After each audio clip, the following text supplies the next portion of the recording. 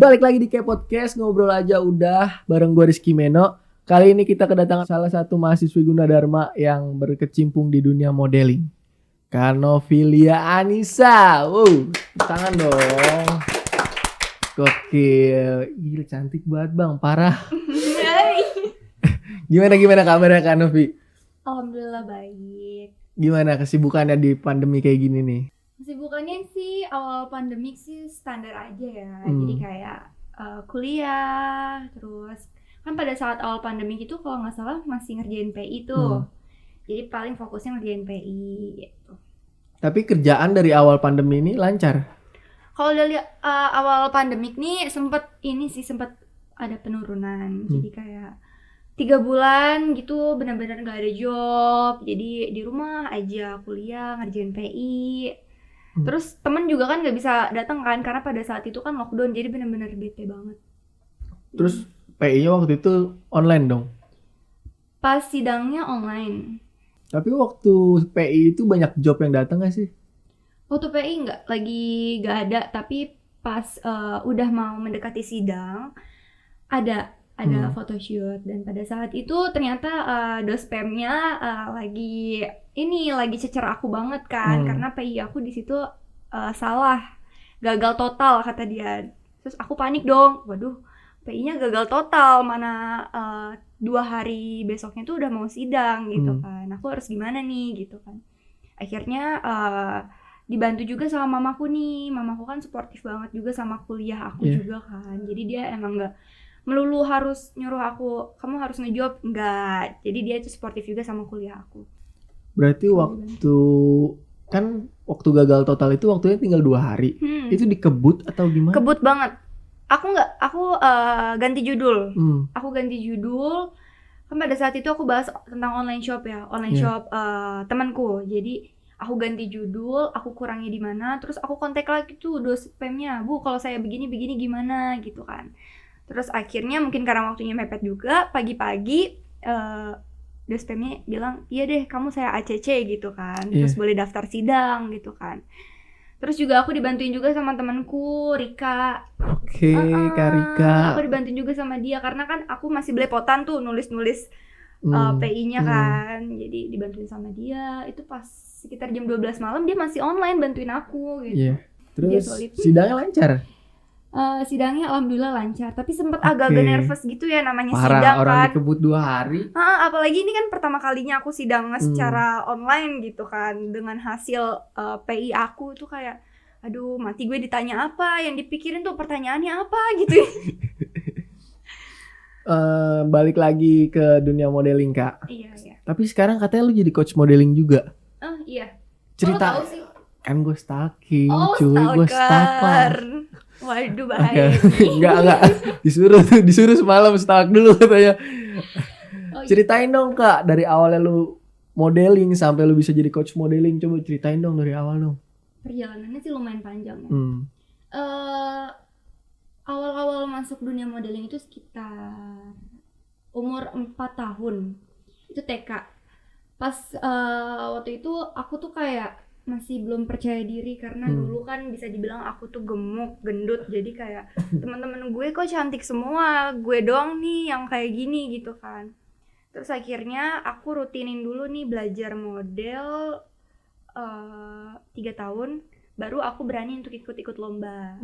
Ikut lomba, terus akhirnya mulai banyak prestasi. Terus ternyata seiring berjalannya waktu badanku juga ikut langsing ternyata kan, karena mungkin emang kebawa sama teman-temannya juga yang makannya yang teratur lah ya. Iya. Gitu. Terus pas SMP begitu aku udah males ya lomba-lomba, maksudnya udah capek lah gitu kan. Akhirnya ada yang nawarin buat ngejob fashion show, bawain baju desainer gitu. Terus aku bilang, "Kak, dibayar gak?" Alhamdulillah nih, dibayar. Itu pertama kalinya aku dibayar dan dapat duit dari hasil keringat aku sendiri gitu kan. Senang banget sih pokoknya sampai sekarang. Aku alhamdulillah bisa ngajar itu karena aku kan selama di Sanggar waktu ikut les dulu kan aku juga ada ujiannya. Ujian itu jadi sama kayak kita sekolah, ada kenaikan kelas. Nanti setelah aku lulus, aku dapat sertifikat, aku dapat ijazah. Nah itu yang akan aku gunakan untuk ngajar. Daftar coach modeling itu ya. Ngajar. Nah tadi lu bilang dibayar. Kalau boleh tahu waktu itu dibayarnya berapa sih Kak? Kalau waktu itu bisa dibilang tuh minim banget sih, tapi buat gue yang masih cari pengalaman ya waktu itu, ya nggak apa-apa lah dibayar segitu. Waktu itu 100.000. Waduh. 100.000 dan kadang juga masih. Itu tapi masih SMP? Masih SMP? Masih SMP. Jadi masih cari pengalaman dulu lah. Mungkin emang seperti ini dulu kali awalnya gitu. Belum bisa dibayar yang mahal-mahal dulu gitu kan. Awalnya SMP. Berarti pas lu profesional itu lu SMA atau udah kuliah? SMA. SMA udah mulai profesional tuh? Iya. Aku mulai ngajar itu tahun 2016. Itu pada saat aku SMA kelas 2. Terus ada yang nawarin, kebetulan ini tuh sanggarnya deket banget sama sekolahan SMA aku. Dia tinggal jalan kaki aja nyampe. Berarti pulang sekolah langsung ngajar, pulang sekolah? Kadang-kadang pulang sekolah langsung ngajar, atau bisa pulang dulu kan, karena rumahku kan dari sekolahan juga gak terlalu jauh. Nah selain di modeling dan coach modeling, katanya lu iklan juga Kak? Oh iya. Iklan Kalau tahu apa? sih ini kan. Ih gue udah stalk semuanya. Bercanda stalk. Ceritain dong iklannya. Jadi gue awal pengalaman iklan nih.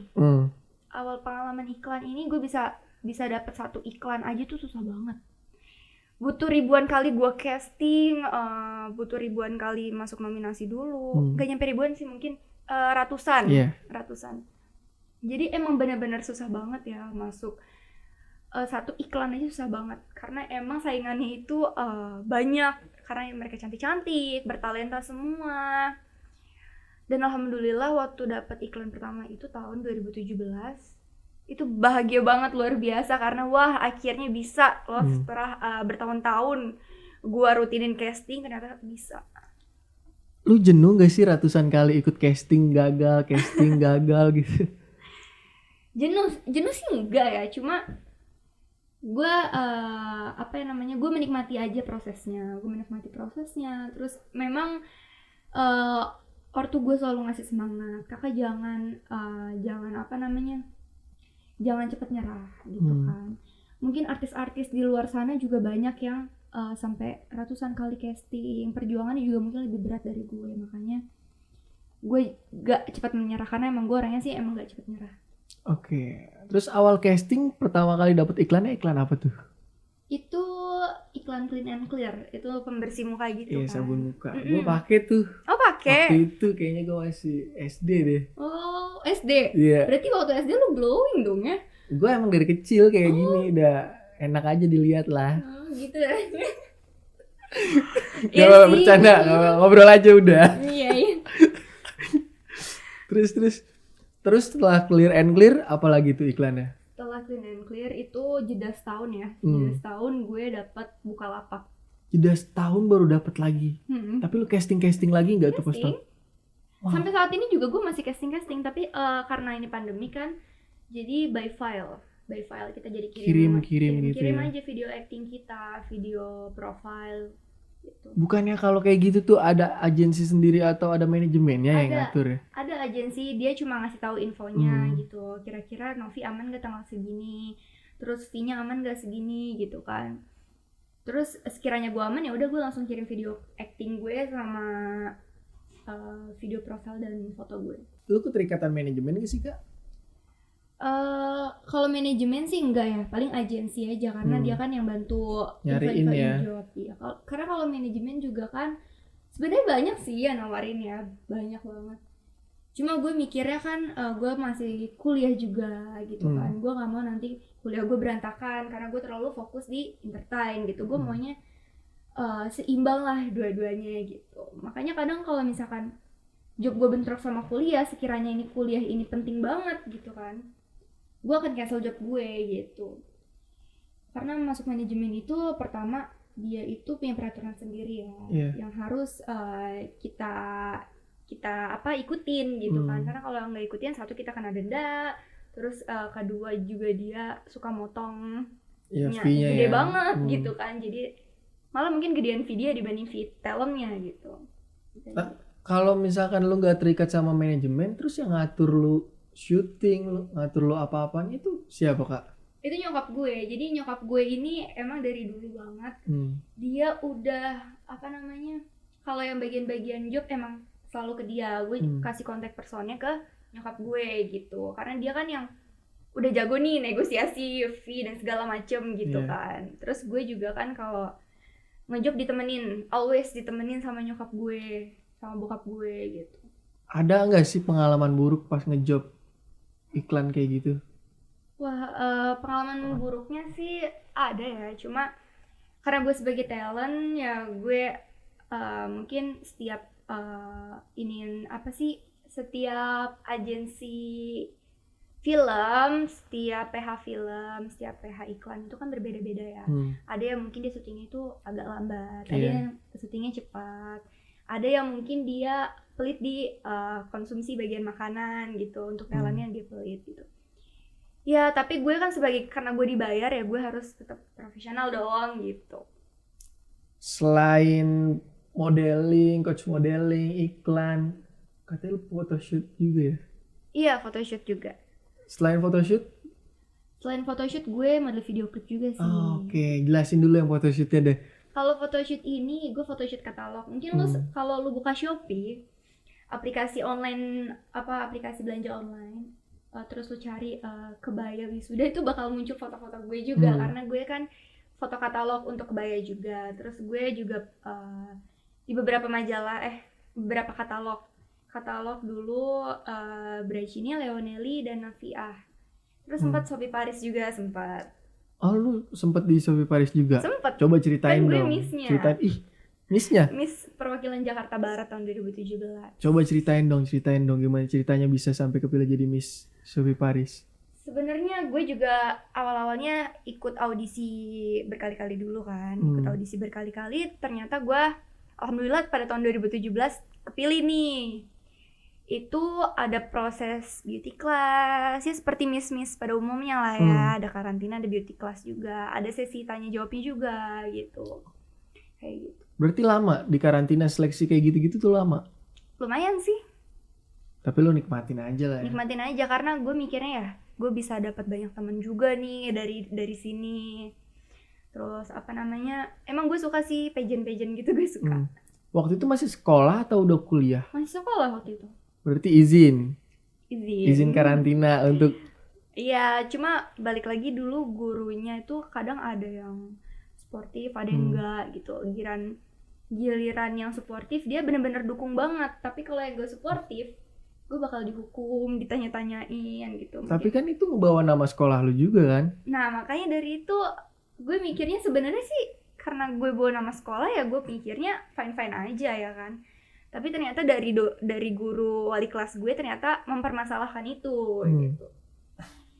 Jadinya ya kayak gitu sih paling halangannya sama wali kelas gue dulu. Tapi sekolahnya aman kan? Tetap aman, tetap lulus dan alhamdulillah ranking sih gue. Nah setelah lu kuliah nih Kak, pasti kan kegiatan lu lebih banyak. Cara lu ngatur waktu lu jadi mahasiswi sekaligus jadi itu semua gimana sih Kak? Kalau gue sih kalau ngejob nih, kira-kira ada tugas apa ya pas ngejob? Gue bawa laptop. Nah, terus besok sekiranya gue nggak ada job nih, gue manfaatin waktu gue buat ngerjain tugas juga di rumah atau tugas kelompok gitu. Jadi gue benar-benar waktu sehari-hari itu nggak ada buat free banget, nggak ada gitu. Pasti gue ada kegiatan karena emang gue tipikal orang yang produktif, suka kegiatan-kegiatan gitu. Nah, ada nggak job yang benar-benar nggak bisa lu ngurusin kuliah, benar-benar job itu full banget seharian? Ada gak? Ada. Apa tuh? Waktu itu syuting sih. Syuting apa tuh? Syuting ini lagi jalan sih, web series. Web series? Iya. Jadi itu gue perannya kan jadi model catwalk ya di situ. Dan pada saat itu gue gak bisa ikut kuliah online. Oke. Gue izin, tapi ternyata dosennya nggak ngebolehin gitu kan. Akhirnya gue minta maaf kan karena emang ini salah gue gitu kan. Ya ada lah yang kayak gitu. Ada yang dosen bisa memaklumi juga, ada yang enggak. Tadi lu bilang ada video klip juga. Kalau video klip itu santai atau? Kalau video klip dia santai. Cuma dia kan karena video klip itu kan panjang, terus dia butuh kecocokan juga sama lagunya. Jadi nggak bisa sehari aja syutingnya, itu harus 2 hari. Boleh nggak sih gue tahu bayaran lo kalau video klip itu? Kalau video klip gue sih dibayarnya itu per hari ya. Per hari, misalkan mau syuting 2 hari nih, ya udah pokoknya per hari itu 2 juta. 2 juta berarti 2 hari kan 4 juta. Tuh. Tapi waktu itu lu video klip apaan? Syuting video klip Ini apaan? yang terakhir OS sinetron Samudra Cinta yang ada di SCTV atau RCTI deh, gue kurang tahu. Itu judulnya Ajari Aku Membencimu Hanya Suara. Nih gue sekalian promosi. Boleh, Kali aja yang boleh. ada yang nonton, terus jangan lupa like juga. Tapi lu mau promosiin lu juga buat iklan atau segala macam? Kalau iklan sih podcast udah lewat ya. Kalau iklan waktunya udah lewat Oke, gitu kan. oke. Nggak bisa ini juga. Mungkin kayak gue kan sering bikin konten di Purbasari itu. Ya itu bisa. Oh, lu brand ambassador Purbasari ya, Kak? Bukan sih. Apa dong? Talentnya. Jadi gue salah satu talentnya di Purbasari itu, gue dibikin konten itu sekitar 5 kali atau 6 kali deh. Nah itu bisa dicek di YouTube-nya juga. Biasanya kontennya apa aja sih, Kak? Ya konten Purbasari yang nggak jauh-jauh sih dari makeup lagi gitu kan, dari cara mutihin kulit gimana ya, pasti untuk kecantikan juga sih, namanya dia ini kan brand kosmetik. Terus selain Purbasari nggak ada lagi? Paling endorse sih dari Scarlett gue sekarang nih. Lu sekarang lagi endorse Scarlett nih? Iya, lagi nungguin ini, dia kontennya belum keluar. Biasanya kalau konten gitu lu dikasih, lu harus gini atau? Enggak, udah dikasih video aja sama dia, ntar tinggal posting di Instastory gitu doang. Di Instastory nggak di feeds nih? Feeds udah, bayarannya kan beda kalau di feeds sama Instastory. Lu kayak selebgram deh, Kak deh.